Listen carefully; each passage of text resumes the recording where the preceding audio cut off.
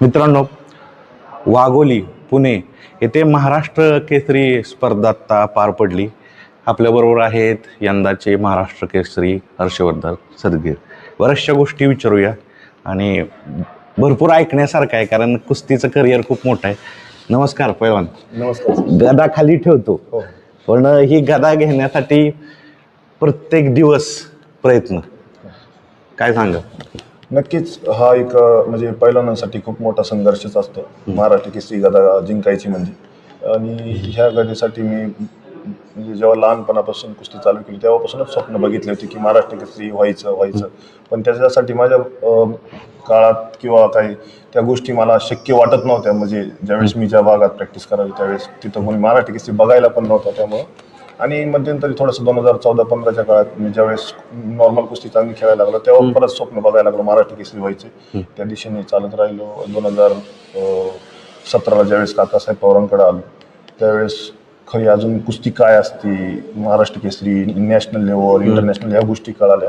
आणि त्यानंतर खरी माझी तयारी चालू झाली महाराष्ट्र केसरीच्या गदेकडं म्हणा किंवा राष्ट्रीय स्पर्धेकडं. घरात कुस्ती होती का? कोणी सांगितलं आपण कुस्ती क्षेत्रात जावं, करिअर करावं? घरातली पार्श्वभूमी घरातली कुस्ती तशी वडिलांनी एक दिवस पण कुस्ती केलेली नाही. वडील जॉबला आहे शालेय याच्यात स्कूल हायस्कूलमध्ये. तर पार्श्वभूमी अशी होती की आजोबा होते पैलवान, पण काही प्रमाणात छोट्या वजन गटात वगैरे खेळायचे. आणि माझ्या म्हणजे आईचे वडील म्हणजे आजोबा ते पण आणि मामा चांगल्या प्रकारची कुस्ती खेळायचे. त्यांची पण पैलवानकी आणि आमच्या आजोबांची पण पैलवानकी मला दोन्ही क्षेत्रातून थोडी थोडी म्हणजे त्याचा सपोर्ट भेटला. आणि लहानपणी छोटी तब्येत थोडीशी अशी असल्यामुळं वडिलांनी की ठरवलं की तुला कुस्तीतच टाकू. आजोबा पण म्हणायचे याला कुस्ती खेळावा, थोडा मातीत जाऊन आला तर थोडासा फिटनेस तरी येईल. मग त्या गोष्टी हळूहळू कुस्तीकडे वळल्या. आता कसं नवीन जे मल्ल आहेत प्रत्येक घरात आता वाटणार की महाराष्ट्र केसरी तयार व्हावं. तर आता ह्या जे तालीम आहे ह्याची माहिती पहिल्यांदा कोण दिली की हिथं जा तू? बरोबर. ज्यावेळेस मी याच्या पडले बेसिक प्रॅक्टिस करत होतो नाशिकमध्ये बलकोडे व्यायाम शाळेत, तर त्यावेळेस मी छोट्या छोट्या स्पर्धा खेळायचो. म्हणजे स्कूल राज्यस्तरीय, स्कूल विभागीय स्तरीय किंवा मग अशा गोष्टी मी स्पर्धा खेळायचो 2014-15 पर्यंत. त्यावेळेस 2-3 वेळा मी कॅडेटला ज्युनियर्ससाठी मी ट्रायल असायच्या, पुण्यात असायचे त्यावेळेस. प्रत्येक वेळेस पुण्यातच मामासाहेब मोळ किंवा जयंत राजा किंवा अशा ठिकाणी. तर त्यावेळेस ज्यावेळेस यायचो ना म्हणजे या स्टेट लेवलला त्यावेळेस फक्त एकच तालमीचं नाव म्हणजे मुलांच्या तोंडात असेल काका पवार तालीम. मग ते बघा मग थोडं विचारायचो आम्हाला तर उलट उत्सुकता असायची काय असेल या तालमीला असं. मग ज्यावेळेस मला तिथून म्हणजे माझ्या मित्रांनी असं गायडन्स केलं की माझे मित्रच मला सपोर्ट जास्ती करतात. त्यांनीच की बाबा तुला इथं थांबून नाशिकमध्ये थांबून नाही आपलं शक्य होणार या गोष्टी, महाराष्ट्र केसरी किंवा नॅशनल लेवल किंवा अजून काही गोष्टी. तर मग डिसिजन झाला तर जायचं कुठं. तर मग मी पण म्हटलं किती जरी हार्ड असली प्रॅक्टिस तिथं तरी मला फक्त काका पवार तालमीत तुम्ही सोडा. तर मग त्यांनी तसा निर्णय घेतला. घरच्यांनी पण सपोर्ट केला. 17ला आला तुम्ही? हो, 2017. त्याच्यानंतर अवघ्या काही वर्षातच म्हणजे 19-20ला महाराष्ट्र केसरी. आता महाराष्ट्र केसरी झाला त्यावेळेस कौतुक झालं, तुमचं स्वप्न पूर्ण झालं. पण त्याच्यानंतर 6 वर्षाचा जो पिरियड आहे तो खूप महत्वाचा आहे. कारण एखाद्या खेळाडूचं आयुष्य खूप खेळण्यातलं खूप कमी असतं. तर 6 वर्ष सांगा कशी गेली 19-20 नंतर महाराष्ट्र केसरी झाल्यानंतर? बरोबर. खरं तर ज्यावेळेस 2020ला महाराष्ट्र केसरी झालो ना त्याच्या आधी पण मी काही जास्ती महाराष्ट्र केसरी स्पर्धा लढलो नव्हतो. एकदा जालन्यात लढलो, सेमीफायनल गेलो, तिथं वादग्रस्त स्पर्धा झाली. मी काकासाहेब पवार गुरुवार यांनी शब्द दिला की स्पर्धा खेळायची नाही. आम्ही निषेध केला स्पर्धेचा. तिथून मागं आलो आणि त्याच्यानंतर लगेच दुसऱ्याच वर्षी महाराष्ट्र केसरी झालं. म्हणजे माझा महाराष्ट्र केसरी स्पर्धेत लढण्याचा काही मोठा काही अनुभव नव्हता. पण माझ्या मेहनतीच्या जोरावर मी महाराष्ट्र केसरी 2020ला लवकर मला भेटलं. म्हणजे घरच्यांचं स्वप्न माझ्याकडून लवकर पूर्ण झालं, माझं स्वप्न लवकर पूर्ण झालं. आणि त्याच्यानंतर मला अजून माझ्या मनात काही शंका होते की बाबा नुसतं महाराष्ट्र केसरी राहूनच म्हणजे ज्यावेळेस इथं आलो त्यावेळेस अजून स्वप्न वाढले माझे काका पवारांनी आल्यानंतर. आणि महाराष्ट्र केसरी झालो आणि परत माझ्या मनात खंत होती की माझं राष्ट्रीय सिनियर स्पर्धेत मेडल नाही. मग तू काय दाखवशील बाबा की फक्त राज्य लेवलचाच पैलवान होता का, अशा माझ्या मनात खंत यायची. आमचे वस्ताद अमोल काशीद मला ते पण असे छोटे छोटे टोमणे द्यायचे, फक्त तू महाराष्ट्र केसरीचं आहे, तुझं सिनियर नॅशनलला मेडल नाही आहे. ह्या गोष्टी मला पण मग वाटायचं की नाही सिनियर नॅशनलला मेडल इंडिया कॅम्पमध्ये गेलं पाहिजे. तर मग मी परत प्रॅक्टिस माझी तशी त्या लेवलनी चालू ठेवली. आणि माझा एक बॅड लक आला की कोरोना काळ लगेच चालू झाला 2 महिन्यानंतर. आणि तो काळ जवळपास 2 वर्षाचा गेला. 2 वर्ष त्याच्यात गेली 21-22 जवळपास 20 आणि 21 त्याच्यात गेले. आणि 2022ला कोरोना काळ गेल्यानंतर साताऱ्यात स्पर्धा महाराष्ट्र केसरीची जाहीर झाली. आणि त्याच्या नेमकी एक 5-6 महिने आधी मी इंडिया कॅम्पमध्ये होतो आणि पण मी त्यावेळेस तिथं मग इंडिया कॅम्पमध्ये असताना मी वजन गटात माझं सिनियरला मेडल आलं होतं आणि तिथं त्यावेळेस ते प्रॅक्टिस करली, त्यामुळे ते सूत्र जुळलं नाही त्यावेळेस 2022चा माझा गेला मधल्या काळात इंजरी झाली होती. हो, आणि मग 2022ला मी तिथं लढलो, तिथं सेमीफायनलला महाराष्ट्र केसरी साताऱ्यात हारलो आणि त्याच्यानंतर परत दुसरा बॅड लक आला की माझ्या गुडघ्याला लागला 2023ला आणि परत माझं गुडघ्याचं ऑपरेशन झालं. परत ऑपरेशन मधून आल्यानंतर पण परत मी महाराष्ट्र केसरीला कमबॅक करण्याचा प्रयत्न केला, पण तो म्हणजे 2023ला माझा काही झाला नाही आणि परत मग 2023च्या परत दुसरी स्पर्धा झाली, तिथं मी लढलो जवळपास मला वाटतं धाराशिवलाच वाटतं. तर तिथं मग मी थोडंसं मातीतून खेळण्याची स्ट्रॅटर्जी वापरली आणि तिथं मी थोड्या प्रमाणात सक्सेस झालो, फायनल पर्यंत गेलो, महाराष्ट्र केसरी झालं. असा काळ येतच गेला, पण माझ्या डोक्यात एकच होतं की नाही, आपण लढतोय ना, सातत्याने प्रॅक्टिस करतोय ना, हार जीत डोक्यात नाही आली पाहिजे. तर लढत राहिलो. परत 2024ला पण मी मागच्या वर्षी खेळलो, तिथं पण प्रकाश बनकर करून मी पहिल्या दुसऱ्या फेरी, तर त्यावेळेस पण प्रॅक्टिस चांगली होती. तिथं पण मला एक वेगळा झटका बसला की एवढी प्रॅक्टिस करून पण होत नाहीये सक्सेस आपण, म्हणजे मला मग परत टीका व्हायला लागली मागून की बाबा तुझं संपलंय आता. मग तुम्ही आणि आता माध्यमातून हे बोलला की संपला. आता ज्या वेळेस असं आपल्याला ऐकू भेटते की तुम्ही संपला, त्यानंतर कमबॅक खूप महत्वाचं असतं. तर कुठली गोष्ट तुम्हाला अशी कमबॅक करण्यासाठी अशी निश्चय वाटत होती की नाही आपण कमबॅक करणार, संपलेला आहात असा टोमणे येत होते? ज्यावेळेस माझ्यावरती अशी म्हणजे वेळ आली होती ना की मला ऐकायला भेटायचं, माझ्या मित्रांपाशी कोणतरी बोलायचं किंवा माझ्या घरच्यांजवळ भावाजवळ कोणतरी बोलायचं की नाही आता नाही होऊ शकत कमबॅक, किंवा आता नाही त्या गोष्टी राहिल्या, शक्य नाही त्या गोष्टी, वय पण होत आले, म्हणजे अशा गोष्टी ऐकायला यायचे. त्यावेळेस मी फक्त मनाला स्ट्रॉंग करायचं, नाही मला यांच्यासाठीच करून दाखवायचं काहीतरी, म्हणजे मी ते मनाला व्हील पॉवर माझी तयार करायचो. आणि राहिली गोष्ट आता तुम्ही आता काय म्हटलं की काय माहिती, जो कमबॅक म्हणजे ज्यावेळेस टोमणे मारला संपला, तर कुठली गोष्ट अशी प्रेरणादायी ठरायची की आपण एखाद दिवस उभं राहणार आणि महाराष्ट्र केसरी किंवा चांगलं परफॉर्म करणार? सगळ्यात पहिली महत्वाची गोष्ट मला एकच आठवते की लहानपणी मी ज्यावेळेस मी गावातून बाहेर निघायचा प्रयत्न केला होता ना, की जेव्हा ते गावात हे नव्हते, तालीम नव्हती, मग तिथं ते टोमणे मला मारले होते 1-2 जण. त्यावेळेस पण तू काय पहिलवान नाही का, या जाड तब्येत आहे, पडतोय रोजच, असे गावाकडच्या कुस्त्यान वगैरे. त्यावेळेस पासून माझ्या वडिलांचे ते म्हणजे ईर्ष्या आहे आणि त्या वडिलांनी त्यावेळेस सांगितलं व्हायचं तर पहिलवान, तू शाळाने शिकलं तरी चाल. जरी ते शाळेत शिकवते म्हणजे मुलांना, तरी पण ते मला अजून पण म्हणत नाही तू शिकलाच पाहिजे, फक्त पहिलवानकी पाहिजे. त्यावेळेस पासून माझ्या तो मनात एक आहे की बाबा नाही करून. मग त्यामुळे मी असं काही कोण काय बोललं, कोण हारलं, मी भरपूर वेळा माझा कमबॅक मागे, म्हणजे कितीतरी वेळा माऊली गोकटे असतील, पृथ्वीराज पाटील असतील, प्रकाश, भरपूर वेळा यांच्याकडून 1 नंबरच्या पहिलवानांकडून हारलेले, पण मी कधीच मनात ठरवलं नाही की बाबा मी आज हारलोय मग काही नाही, मला कुस्ती सोडायची. मागच्या वर्षी परत माझ्या मनात एक आलं होतं, 2024ला माझा म्हणजे परफॉर्मन्स आला नाही, प्रकाश बनकरने मला ज्यावेळेस हरवलं, तिथंच मी लंगोट सोडण्याचा म्हणजे कुस्ती सोडण्याचा प्रयत्न माझा पूर्णपणे डिसिजन घेऊन टाकला होता. आता माझ्याकडून होऊ शकत नाही, म्हणजे माझा स्वतःचं वैयक्तिक नाही होऊ शकत माझ्याकडून. परत त्यावेळेस मी त्याच्या आधी 5-6 महिने पंजाबमध्ये ते सिकंदर कॅरो गोस्सा म्हणून होते अमृतसरचे काका साहेबांचा, तर पहिल्यापासून म्हणजे मुलासारखाच सपोर्ट आहे मला. आणि तिथं काका साहेबांच्याच मार्गदर्शनाने गेलो होतो, म्हणलं मला काहीतरी वेगळं करून बघायचं, मला जाऊ द्या पंजाबमध्ये, ठीक आहे म्हणजे काय हरकत नाही. त्यांचं पण एक मार्गदर्शन मला चांगलं होतं आणि मित्रांचा सगळ्यात जास्त सपोर्ट होता. म्हणजे जवळपास या गोष्टीमध्ये मला व्हील पॉवर म्हणजे मागची पॉवर होती ना, ती फक्त मित्रांची, घरच्यांना कुस्ती क्षेत्रातलं काही कळत नाही. काकासाहेब असतात ते तालीम आल्यानंतर मला जे सांगायचं ते सांगतच राहतो, पण बाकीच्या वेळेत फक्त मित्र मला पॉवर देत राहतात की नाही तू करू शकतो. आणि त्या गोष्टी माझ्यासाठी खूप म्हणजे नाही का वेगळ्या पद्धतीने भेटत गेलेल्या मित्रांकडून. बऱ्याचशा लोकांना ही ओळख आहे की 2 वेळा तुम्ही महाराष्ट्र केसरी आहात, पण सगळ्यात मोठी ओळख आहे तुमचा जो राष्ट्रीय आणि आंतरराष्ट्रीय जो परफॉर्मन्स आहे, ती सांगा. बऱ्याचशा लोकांना वाटतं महाराष्ट्र केसरी आहे फक्त. नाही, हा बरोबर. तसं माझं आंतरराष्ट्रीय स्पर्धेसाठी एशियन चॅम्पियनशिपसाठी निवड झाली, तर ते पण माझं एक बॅड लक झालं. उद्या टीम जाणार, आज कोरोना काळात तिकडचं लॉकडाऊन पडलं, आपलं तर लॉकडाऊन चालू होतं, पण आम्ही चाललो होतो त्या याच्या पण आमच्या सर्व मेडिकल प्रोसिजर सगळे झालं होतं.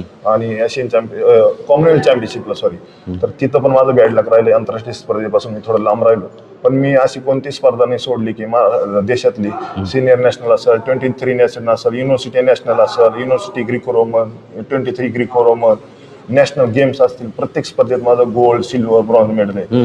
आणि त्याच्या मार्फतच मला छत्रपती महाराष्ट्राचा पुरस्कार अवॉर्ड भेटलेला. असं काही नाही, प्रत्येक स्पर्धेत माझं मेडल, स्कूल नॅशनलला पण आहे, बाकीचं मग आपलं ते पायकाचं नॅशनल वगैरे, त्या सगळ्या म्हणजे जवळपास मी भरपूर नॅशनल आणि भरपूर माझे नॅशनलचे मेडल आहे. ग्रीको रोमन प्रकारात मेडल आहेत तुमचे, तर तो प्रकार खेळण्याचा महाराष्ट्र केसरीच्या जो फायनल आहे त्याला मदत झाली का? कारण ग्रीको रोमनचा प्लेअर असले की तुम्हाला तो मॅचशी संबंधित सगळ्या गोष्टी टेक्निक तुम्हाला त्या अनुभवात होत्या, तर त्याचा फायदा झाला का फायनलला? हो नक्कीच. मी मध्यंतरी म्हणजे माझं इथं काकापॉवर तालमीत यायच्या आधी मी थोडं ग्रीक रोमनकडे जास्ती भर द्यायचो, कारण आमची नाशिकचे जे वस्ताद होते ते ग्रीक रोमनकडे त्यांचं थोडंसं लक्ष होतं, तर त्यामुळे ग्रीक रोमन खेळायचो मी. आणि असं काही नाही की माझ्या नॅशनल स्पर्धेत फक्त ग्रीक रोमनलाच मेडल आहे, माझे ग्रीक रोमनला पण मेडल आहे सिनियर स्पर्धेत, आणि फ्रीस्टाईलला पण सिनियर स्पर्धेत मेडल आहे. म्हणजे असं माझं कुठंच नाही का ग्रीक रोमनलाच किंवा फ्रीस्टाईलला असं. आणि तो ग्रीक रोमनचा मला फायदा काय व्हायचा की आपली महाराष्ट्राची कुस्ती पैलवानकीची म्हणजे जी प्लसची म्हणजे ओपनची केसरी गटाची ती ग्रीक रोमन टाईपच चालते, म्हणजे अटॅकिंग पोझिशन म्हणजे असते ती फक्त वरतूनच असते, म्हणजे वरतूनच थ्रो मारणे किंवा वरतूनच डाव करणे. शक्यतो लहान मुलांसारखे कोण पायात वगैरे म्हणजे आपण पटाला वगैरे लागणे या गोष्टी होते. ते ग्रीक रोमन करत असल्यामुळे माझे हात पण वरतूनच त्या पद्धतीने करायचे. ग्रीक रोमनचा मला बऱ्यापैकी फार फायदा झाला. आणि ग्रीक रोमनला जो करतो त्याचं ग्राउंड लेवल पण चांगलं असतं, ग्राउंड लेवलची कुस्ती. मग त्यामुळे आता काल तुम्ही बघितलं असेल ग्राउंड लेवल ज्यावेळेस यायचं त्यावेळेस मी माझे पॉईंट प्लस करायचो बाकीच्यांपेक्षा, आणि बाकीचे जे फ्रीस्टाईल करतात त्यांचं तसं कव्हर होत नव्हतं. तर ग्रीक रोमनचा मला वाटतं एक फ्रीस्टाईलच्या प्लसच्या पैलवानाने ग्रीक रोमन पण प्रॅक्टिस थोडी थोडी ठेवावी, म्हणजे जसं सातत्य असेल तर नक्कीच त्याचा फायदा होऊ शकतो. आता हे सगळी मेडल आहेत, 2 वेळा महाराष्ट्र केसरी आहात, आणि अचानक तुम्ही स्टेटमेंट दिलं की मला खेळायचं नाही, हे हा मोठा डिसिजन आहे. आणि मोहम्मद अलींचं एक वाक्य आहे, रिटायरमेंट कुठली चांगली, ज्यावेळेस आपण जिंकून जातो आणि सगळ्यांची ज्यावेळेस इच्छा असती की आपण खेळावं त्यावेळेस रिटायरमेंटचं चांगलं आपलं म्हणतो वेळ आहे. तर तुम्ही रिटायरमेंट काय घेताय? खरं तर रिटायरमेंट मला अजून माझी खेळायची इच्छा आहे, म्हणजे खेळू शकतो मला असं पण वाटतं, आणि मी करू शकतो माझी, कारण मी आतापर्यंत केलं तर मी अजून 1 वर्ष मला माहिती मी अजून चांगल्या पद्धतीने करू शकतो, त्याच्यापेक्षा चांगल्या पद्धतीने देऊ शकतो. पण मध्यंतरीच्या काळात मी काय जे ऐकलं होतं किंवा असं बाबा नाही आता करू शकत नाही कमबॅक किंवा काय अशा गोष्टी बऱ्याचशा ऐकल्या होत्या, त्यामुळे मी त्या गोष्टी करत गेलो होतो. आणि माझ्या जॉबच्या बाबतीत काही विषय निघाले होते की बाबा महाराष्ट्र केसरी झाल्यानंतर मी काय म्हणजे जे मंत्री असतील, आमदार असतील, मुख्यमंत्री, सीएम असतील यांच्याकडे मी मागणी केली होती की बाबा, कारण माझ्या घरच्यांची इच्छा होती, कारण मी ज्यावेळेस आर्मीत पहिले होतो त्यावेळेस सोडली, त्याच्यानंतर मग जर मुलगा महाराष्ट्र केसरी झाला तर काहीतरी आपण म्हणतो बाबा जॉब पाहिजे किंवा काही गोष्टी, तर मग ती घरच्यांची एक इच्छा होती, त्याच्यासाठी मी पळत होतो बरेच 1.5-2 वर्ष मी जवळपास त्याच्यासाठी पळालो, कोणी सपोर्ट केला नाही. मग मला असं वाटायचं की बाबा एवढं मोठं करून पण मग हे असे लोक सपोर्ट करत नाहीत. मग रात्री ते काय त्या दृष्टिकोनाने मी बोललो डायरेक्ट घेणार का नाही आता? खेळायचा विषय असा राहिला की शेवटी मी जरी बोललोय तर माझा सगळं सर्व सिनियर आहे काकासाहेब पवारांकडे राहणार आहे. जर ते म्हटले तुला खेळावंच लागेल तर मी खेळणार नाही, तर माझा निर्णय त्यांनी जर मान्य केला तर मी तो मान्य करणार. सगळ्यात महत्वाचा एक विषय म्हणताय, आणि हा तुमच्या संबंधित नाही, पूर्ण कुस्ती क्षेत्राच्या संबंधी आहे की नोकरीची संधी. कारण जसं सांगितलं की एक मर्यादेपर्यंत खेळाडूंचं करिअर असतं, तर नक्की नोकरी न भेटण्यामागं कारण काय आहे? की राजकीय उदासीनता आहे काय आहे नक्की? तुम्हाला काय जाणवलं ह्या दरम्यान? म्हणजे ह्या दरम्यान ज्यावेळेस मी फिरत होतो ना, तर एक महाराष्ट्र केसरी म्हणून एक विशेष बाब म्हणून मुख्यमंत्र्यांना एक नोकरी देणं म्हणजे एका महाराष्ट्र केसरीसाठी काही वेगळी काही बाब नाही, किंवा ते करू शकतात ही गोष्ट. आणि माझा तेवढ्या लेवलचा परफॉर्मन्स होता, छत्रपती अवॉर्ड होता, national game, senior national medal, university medal ते देऊ शकत होते. एक महानगरपालिकेत मी फक्त नोकरी मागत होतो, असं काही नाही की DYSP, तहसीलदार वगैरे काही गोष्टी देऊ शकत होत्या, वॅकन्सी पण होत्या. पण माझ्या मागं ते आपण म्हणतो ना, आपण आता सगळ्या गोष्टी कुठं गेलो तरी आपण कोण पण म्हणतो तुझ्या मागं राजकीयच पावर पाहिजे, राजकीयच पाहिजे, कोणतरी पॉलिटिक्सवाला मोठा पाहिजे, तर ती गोष्ट माझ्या बाबतीत कमी पडली मी म्हणतो, किंवा मला नाही कोणी सपोर्ट केला. होते जवळचे फक्त होला हो करणारे होते किंवा करू पैलवान असे करणारे होते, त्या गोष्टी मी खूप प्रमाणात अनुभवल्या. आणि तो रात्री मला एकदम म्हणजे असं होतं की मला ठीक आहे, मी मग गदा जिंकली, मी एवढ्या गोष्टी मी माझी लाईफ चांगल्या प्रकारे जगू शकतो, मला काही सरकारची गरज नाही. मग मी ते माझ्या रागाच्या भरात रात्री मी बोललो. हा, ते एक प्रकारचं असं फ्रस्ट्रेशन होतं की जे खेळाडूंच्या प्रती जे हेटाळणी झाली तुमची, शब्द देण्यात आलं की करूया, त्या प्रकारचा एक राग होता की नाही, म्हणजे आता माझा जो महत्वाचा काळ आहे नोकरीचा करण्याची उमेद आहे ती तुमची दुसर झाली काय आता, म्हणजे नोकरीचीच उमेद? हो नक्कीच, कारण मला मी एकनाथ शिंदे साहेब असतील, अजितदादा असतील, म्हणजे आमच्या नाशिकचे दादासाहेब भुसे मंत्री होते, बरेचशा लोकांना भेटलो, सगळ्यांनी शब्द दिला होईल, पहिलवान होऊन जाईल, आता होईल मग होईल, असं करता करता 2 वर्ष झाले माझे, अजून पण फाईल तिथंच आहे. आणि त्या गोष्टी मला मी नंतर मान्य केला की नाही आपलं होऊ शकत नाही. पण माझ्या दृष्टिकोनाने की एखाद्या चांगला जर पहिलवान होतो तर त्याला नोकरीची गरज असावी, कारण भविष्यात समजा त्याला इंजुरी झाली किंवा काही गोष्टी, आता बरेचसे पहिलवान तुम्ही जुने पाहता त्यांना नंतर मेडिकल इमर्जन्सी असली तरी पैसे नसतात. ह्या गोष्टी कोणाच्या बाबतीत होऊ नये जरी त्याला आताच्या काळात सध्या मला मैदानी स्पर्धेचे मैदानीचे कुस्त्यांचे पैसे भेटतात, त्या गोष्टीतून मी काही करू शकतो. आणि एखाद्याच्या बाबतीत तसं होऊ शकत नाही, मग त्याला नोकरीचा सपोर्ट भेटू शकतो. तर एखादा मोठा पैलवान सरकारने कुठेतरी नोकरी छोटी प्रमाणे दिली पाहिजे, या गोष्टी झाल्या पाहिजे. माझा अनुभव आताचा सांगू शकतो. तर बक्षिसाचा तुम्ही उल्लेख केला आणि ही तर नोंद होणार की सर्वाधिक मोठं बक्षीस ज्यावेळेस ठेवलं होतं त्यावेळेस झाले होते महाराष्ट्र केसरी. पण आपण ज्यावेळेस लहान असतो त्यावेळेस स्वप्न बघतो की 2 व्हीलर जिंकावं, 4 व्हीलर जिंकावं. हे फॉर्च्युनर जिंकणं किती महत्त्वाचं आणि त्याचं आपण म्हणू की काय महत्त्व आहे तुमच्या दृष्टीनं? खरं तर ही ज्यावेळेस म्हणजे स्पर्धा मी महाराष्ट्र केसरी 2020ची मी जिंकलो, त्यावेळेस मला फक्त गदा भेटली होती. त्याच्यात कोणत्याही प्रकारचं बक्षीस भेटलं नव्हतं. त्यावेळेस पण माझ्या मनात खंत आली होती, यार काहीतरी बक्षीस पाहिजे होतं, एखादी गाडी, कमीत कमी बुलेट तरी पाहिजे होती. मग त्यावेळेस एवढी बक्षीस म्हणजे, पण त्याच्या आधी महेश दादा लांडगे यांनी स्कॉर्पिओ वगैरे, थार वगैरे अशा गाडी ठेवल्या होत्या. पण त्यावेळेस मला एक खंत राहिली होती की मी गदा जिंकलो, पण याच्यासोबत आपल्याला अजून काहीतरी भेटलं असतं तर काहीतरी. पण मी गदेवरती खुश होतो. आणि आत्ता ज्यावेळेस मी याच्या आधी लढलो, काही भेटलं नाही. आणि आत्ता जेव्हा लढत होतो तर तेव्हा एकच डोळ्यासमोर स्वप्न होतं की ही गाडी आपल्या आयुष्यात कधी येईल नाही येईल, पण जर आज कुस्ती जिंकलो, म्हणजे स्पर्धा जिंकलो, तर ही गाडी नक्कीच आपल्या घरात राहील किंवा आपल्या स्वप्न पूर्ण होईल. एवढी मोठी गाडी घेणं म्हणजे जवळपास 60 लाखाची गाडी आहे आणि ते स्वप्न म्हणजे खूप मोठं आहे, नाही का? आणि ते तुम्ही चुंबन घेतलं त्या गाडीचं, कारण जेव्हा त्या गाडीजवळ गेलो ना तर विशेष वाटत होतं, म्हणजे असं वेगळं काहीतरी वाटत होतं. पैलवानकीत आल्यानंतर एवढं मोठं आणि देशात मी आजपर्यंत कुठं बघितलं नाही, म्हणजे कुस्ती क्षेत्रासाठी की फॉर्च्युनर गाडी दिली एका पैलवानाला. आणि तिथं गेल्यानंतर मला राहिलं नाही, आपली एक लक्ष्मीच आहे ती गाडी. आता जेव्हा आपल्याकडे येणार तेव्हा तर तेव्हा नक्कीच मी तिथं माझ्या कुठल्या कुठल्या गाड्या आहेत अजून? माझ्याकडं तर मी स्वतः म्हणजे ज्यावेळेस महाराष्ट्र केसरी झालो तर त्यावेळेस मला काही म्हणजे मदत केली होती की बाबा तुझ्यासाठी आम्ही असं बक्षीस देऊ, तसं देऊ. तर त्यावेळेस मी इनोवा क्रिस्टा, म्हणजे सगळ्या मित्रांच्या यांनी, म्हणजे मित्र म्हणे नाही तुझ्यासाठी हीच गाडी परफेक्ट आहे, तर इनोवा क्रिस्टा मी घेतलेली. आणि मला एक स्विफ्ट गाडी पण गिफ्ट भेटली होती, ती तर वडिलांना मी हे देऊन टाकली, म्हणजे वापरता येते. आणि बाकी मग बुलेट वगैरे आहे नॉर्मल गाडी. बरं, आता जसं आपण थोडासा आपण चर्चा केली की मर्यादित वेळेतच कुस्ती होते, आता पुढं काय करणार तुम्ही? समजा नोकरी भेटली तर ठीक, पण असं असतं की पुढचं आयुष्य अंधार आहे, तुमचं बाकी बी प्लॅन काय आहे? बरोबर, माझे म्हणजे प्लॅन मी ज्यावेळेस कुस्तीचा विषय सोडून ज्यावेळेस मी निवांत बसतो ना, म्हणजे मोबाईल कधी कधी बंद असतो त्यावेळेस, तर माझ्या डोक्यात एकच प्लॅन आहे की ज्यावेळेस मी कुस्ती क्षेत्रातून बाहेर पडेल तर त्यावेळेस मी कुस्ती क्षेत्रासाठीच काहीतरी काम करेल. तो माझा प्लॅन पूर्ण रेडी आहे आता सध्या. म्हणजे मी एक व्यायामशाळा म्हणजे नाशिक सिन्नर आहे ते बांधण्याचा प्रयत्न करतो. म्हणजे असे बांधतोय की म्हणजे जसं जवळपास म्हणजे त्या मल्लांना तिथं इंटरनॅशनल लेवलचं पूर्णपणे काहीतरी भेटेल, आपल्यामार्फत सगळ्या गोष्टी भेटतील. आणि आपल्याला जेवढं आपण कुस्ती क्षेत्रासाठी आत्तापर्यंत 18 वर्ष माझी कुस्ती क्षेत्रात गेले, आपला अनुभव, आपल्या सगळ्या काही गोष्टी मी त्यांना नाशिक साईडला म्हणजे एवढं लक्ष देणारं कोणी नाही नाशिक त्या विभागामध्ये, तर त्या मुलांसाठी मला काहीतरी करायचं आहे आणि ते माझं ध्येय ठरलेलं आहे. आणि बाकी गोष्टी तर मग नोकरी पाणी करायला, नोकरी लागली नाही लागली तर बाकी गोष्टी मग आपण पैसे कमवायचे, काहीतरी धंदा पाणी करू शकतो काहीतरी. बाकी कसं आहे, बाकी जर प्रापंचिक पाहिलं तर बाकी गोष्टी कशा आहेत? म्हणजे घरी कोण कोण असतं? आई वडील असतात, मोठा भाऊ आहे, मोठ्या भावाचं लग्न झालेलं आहे. आता तो मी एक थोडंसं व्यवसायाच्या दृष्टिकोनाने एक छोटंसं मशीन घेतलं, त्या गोष्टी बघतो. वडील माध्यमिक शाळेत क्लर्क आहे आणि आई शेती किंवा घर वगैरे बघता, वहिनी वगैरे. आणि आता सध्या माझं पण म्हणजे दाम यायला लग्न आहे. आनंदाची बातमी देत आहे. तर मी पण आता लग्न झाल्यानंतर समजा कुस्ती खेळू शकतो, असं काही नाही खेळू शकत नाही, भरपूर लोक खेळतात, पण ते आपल्या गोष्टी पुढच्या.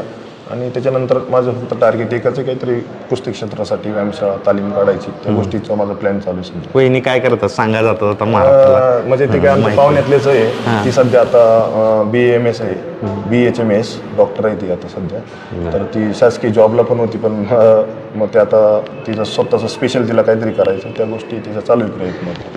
त्यांचा कॉल आला असेल महाराष्ट्र केसरीची गदा घेतल्यानंतर, काय बोलणं झालं? कॉल नाही ना, ती कुस्ती बघायला चालेल. मी ज्यावेळेस फायनलला गेलो ना, म्हणजे इकडनं आदल्या दिवशी मॅच झाली होती, तर घरच्यांसोबत ते सगळेच जवळपास त्यांचे पाहुणे, आमचे घरचे वडील वगैरे सगळेच आले होते तिथं. ती लाईव्ह मॅच बघायला तिथं होती. हे काय गंभीर विषयाकडे नाही, तुम्ही बोला, कारण काय माहिती आहे का, हे महाराष्ट्राच्या पैलवानांच्या दृष्टीनं खूप महत्त्वाचं आहे. काय आहे, आता महाराष्ट्र केसरी एक नाही होत, 2, 3, 4 होतात. तर कसं पाहता तुम्ही एक पैलवान म्हणून, एक महाराष्ट्र केसरी पैलवान म्हणून 2 वेळा महाराष्ट्र केसरी झालाय?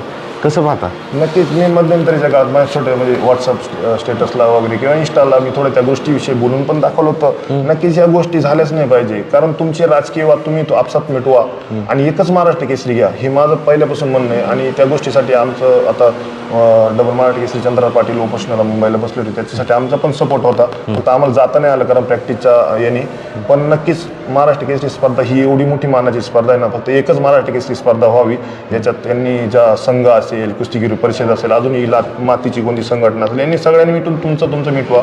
राजकीय याच्यात काय आणू नका, कारण कुस्ती जर तुम्ही जर 3-3, 4-4 महाराष्ट्र केसरी घेतले त्याचं काही महत्व राहणार नाही. कारण जर आज महाराष्ट्र केसरी झालं 15 दिवसांनी दुसरा होतोय तर काय त्याच्या मागच्याला व्हॅल्यू राहणार आहे. तर मग त्या गोष्टी झाल्या नाही पाहिजे. नक्कीच एकच फक्त महाराष्ट्र केसरी महाराष्ट्रात झाली पाहिजे. फायनलच्या कुस्तीकडे येतो. एका तालमीत दोघं प्रॅक्टिस करतात प्रतिस्पर्धी, महेंद्र गायकवाडजी. आता काय आहे, तर काय नक्की मानसिकता असते? हा ओळखीत आहे, ह्याच्या सगळ्या गोष्टी आपल्याला माहीत आहेत, डाव प्रति डाव माहीत आहेत, आणि तुम्ही म्हणला लहान भावाप्रमाणे. तर त्यावेळेस काय मानसिकता आहे ज्यावेळेस फायनलची कुस्ती चालू आहे? कसं सांगाल ते फायनलची कुस्ती? म्हणजे याच्या आधी पण माझी ज्यावेळेस मराठी केसरी झालो होतो 2020ला, त्यावेळेस पण माझ्या प्रतिस्पर्धी माझ्या तालमीतला शैली शेळके होता. त्यावेळेस पण अशीच भावना होती. उलट मी तर म्हणतो ज्यावेळेस तालमीतला येतो ना, म्हणजे माझ्या तालमीतला आला होता ज्यावेळेस शैली शेळके, त्यावेळेस मी अर्ध प्रेशर रिलीज करून टाकलं होतं. का तर ज्यावेळेस जर प्रतिस्पर्धी दुसऱ्या तालमीतला असला तर आपण त्याच्याकडून हारलो तर सगळ्यांचे ऐकावं लागणार का, म्हणजे गुरुवर यांचं की त्याच्याकडून हारायला नव्हतं लागत, तू असं नव्हतं, म्हणजे सगळ्यांकडून थोडं गाव आहे ना ऐकायला भेटतं. मग त्या गोष्टी आपल्याला ऐकायला भेटणार. आपल्याला माहिती गदा जाणार तर समजा एक तर मी हारलो तर आपल्याच तालमीत येतो किंवा म्हणजे ते वस्तात कोचेस कोणी बोलणार नाही, ह्या गोष्टी राहणार नाही, कारण ते दोघं त्यांचेच आहे. तर मग काल पण तसंच झालं. महेंद्र जिंकणार होता तर काकासाहेब खुशच होते, मी जिंकलो तरी ते खुशच होते. त्यामुळं वेगळं काय असं होणार नव्हतं. ते मी प्रेशर साईडला ठेवलं होतं आणि फक्त कुस्ती माझ्या स्ट्रॅटर्जीप्रमाणे लढत गेलो. माझ्यापेक्षा तो ज्युनियर आहे, पण मोठा पैलवान आहे माझ्यापेक्षा, मी मानतो त्याला जागतिक विजेता आहे.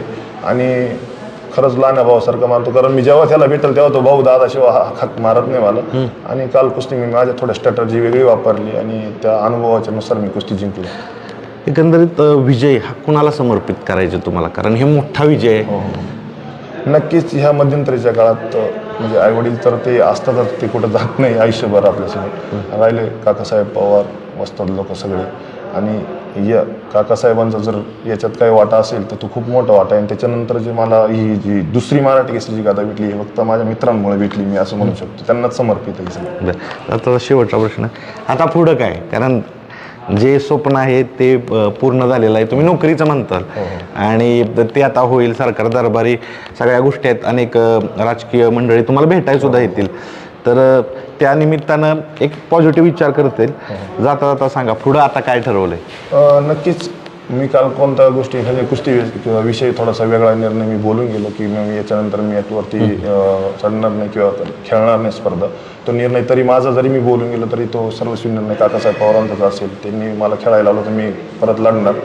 आणि राहिली दुसरी गोष्ट नोकरीची, आता एवढे दिवस पळालोय आणि सगळ्या गोष्टी झालाय आणि नोकरी नाही भेटली तर त्या मी गोष्टीच आम्ही ती मनातून काढून टाकल्या. आत्ता पण भेटेल असं जर दिली ती चांगलीच गोष्ट. मी त्यांचे परत आभार मानेल, मी चुकीचं बोललो किंवा काय सॉरी वगैरे. तर पहिल्यांसाठी मी तर म्हणतो काहीतरी एक सरकारने निर्णय घ्यावा चांगला. तुमचे कलिग असतात अनेक महाराष्ट्रात मल्ल आहेत, यश मिळवायचं असेल तर काय करायचं? काय फॉर्म्युला आहे तुमच्याकडे की ही केलं तर यश भेटणार? सगळीच मेहनत करतात, सगळ्याचा आहार तोच आहे. तुम्ही काय वेगळं केले त्यामुळे यश भेटलं असं तुम्हाला काय वाटतं? सगळ्यात महत्वाचं आहे ना, कुस्ती क्षेत्रामध्ये आपण सगळेच म्हणता की एक तपश्चर्या आहे. ती तपश्चर्या म्हणजे कसं सातत्य तुम्ही कंटिन्यू ठेवा पहिलवानकीमध्ये. म्हणजे भले तुम्ही रोज असं एखादा म्हणतो की रोज 1000 सपाट्या मारा, 1500 मारा, 1000 जोर मारा. माझ्या बाबतीत मी तर म्हणू शकतो तुम्ही जेवढं कराल तेवढं फक्त रोज करत राहा. हार जीत येत राहील, त्याला साईडला टाका. आज हार आली ती साईडला टाका, जीत आली साईडला टाका. हार आली तर नाराज होऊ नका, जीत आली तर म्हणजे काहीतरी हुरळून जाऊ नका. ह्या गोष्टी फक्त डोक्याच्या बाहेर ठेवा. आणि राहिल्या गोष्टी फालतू गोष्टी काहीतरी कुस्ती क्षेत्रापासून लांब ठेवा. मोबाईल वगैरे जास्ती वापरणं किंवा बाकीच्या गोष्टी कमी करणं. ह्या गोष्टी जर मी तर म्हणतो एक 7-8 वर्ष पैलवानकी क्षेत्रात आल्यानंतर वापरल्या तर असा कोणताच पैलवान नाही की त्याला कुस्ती क्षेत्रात चांगलं काहीतरी भेटलं नाही. त्याला एक तर मैदानी तरी परफॉर्मन्स भेटेल, एक तर राष्ट्रीय स्पर्धेचा इंटरनॅशनल स्पर्धेचा तरी परफॉर्मन्स भेटेल, नाही काहीतरी त्या सातत्यामुळे तो कुठंतरी एखाद्या चांगल्या जॉबला तरी लागू शकतो. हा माझा एकदम स्पेशल अनुभव सांगतो. मेहनत वगैरे यांची कधीतरी घेऊया, जास्त वेळ घेत नाही, कारण महाराष्ट्रातील सगळ्यांना भेटायचं असतात आता यांना. तर पुढच्या प्रवासासाठी शुभेच्छा. 2 वेळा महाराष्ट्र केसरी झाला आणि पुढचा जो तुमचा प्रवास आहे, तुमच्या मनात जी इच्छा आहे ती पूर्ण हो.